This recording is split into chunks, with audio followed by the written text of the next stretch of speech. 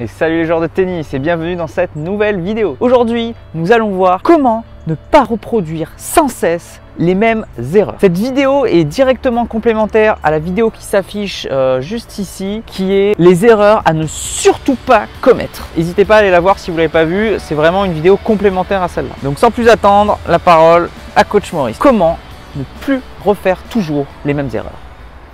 À chaque fois qu'on fait une erreur, l'idée c'est quoi? C'est d'échouer d'une nouvelle manière. Parce qu'en général, on échoue. Qu'est-ce qu'on fait? Ok, des fois on réussit la fois d'après et ainsi de suite. Mais parfois on s'entête, c'est-à-dire qu'on veut refaire bien et on retombe dans la même erreur. On veut refaire bien et on tombe dans la même erreur et ainsi de suite.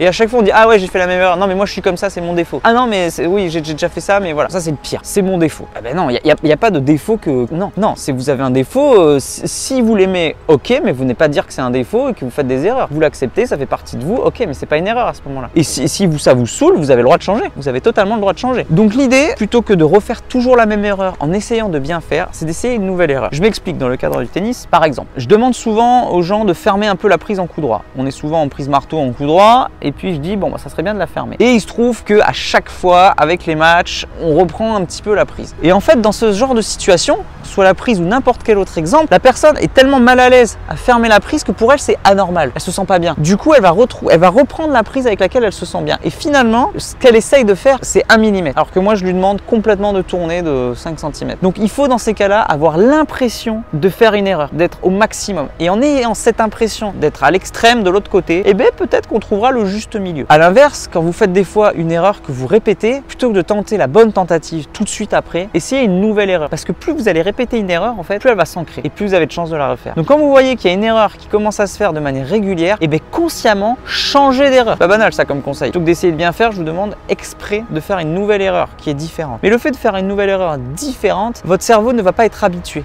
Il va être habitué à aucune des erreurs et du coup il ne prendra pas l'automatisme de l'erreur. Et ça c'est quand même important parce que combien de fois au tennis on a des défauts qui reviennent sans arrêt. On a beau essayer de toute notre volonté de changer et non, à chaque fois ça revient comme avant. Donc voilà, essayez de changer d'erreur. L'idée centrale, donc il y a plein d'exemples possibles, hein.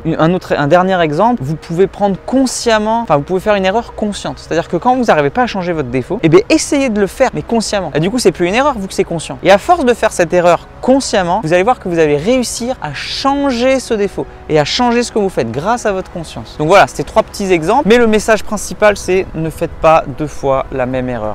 À chaque fois que vous faites une erreur, si vous y arrivez à ne pas la refaire et à ne pas retomber dans ce piège, vous allez progresser à 10 000. Plus vous allez tomber dans la même erreur, plus ça va traîner et pire vous allez en créer des mauvais défauts. Donc changez d'erreur. Voilà, cette vidéo est maintenant terminée, j'espère qu'elle vous a plu et j'espère que j'ai pas trop fait d'erreurs quand même dans cette vidéo, donc à vous de me dire dans les commentaires. Si cette vidéo vous a plu, aidez-moi à améliorer la chaîne, tout simplement en cliquant sur j'aime juste en dessous et en la partageant avec des amis. Donc n'oubliez pas, si vous voulez aller voir la vidéo complémentaire, cliquez sur celle qui apparaît là et n'hésitez pas, si jamais ça vous plaît, à vous abonner, c'est ici et c'est gratuit. Allez, je vous dis à la prochaine pour une nouvelle vidéo. En attendant, n'oubliez pas, allez jouer au tennis, faites des erreurs, progressez et surtout, faites-vous plaisir. Allez, ciao!